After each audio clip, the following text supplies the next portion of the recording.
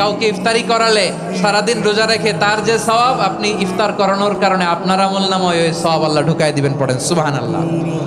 সাহাবারা বললেন, নবী আমরা গরিব মানুষ, ইফতারি খাওয়ানোর পয়সা নাই।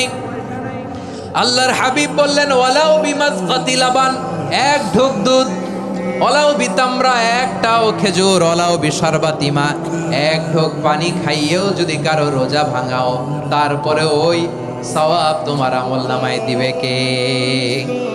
বিলম্বে ইফতার করবেন না কখনো। এক নাম্বার, দেরি করে ইফতার করা নিষিদ্ধ। ইহুদিরা দেরি করে ইফতার করে।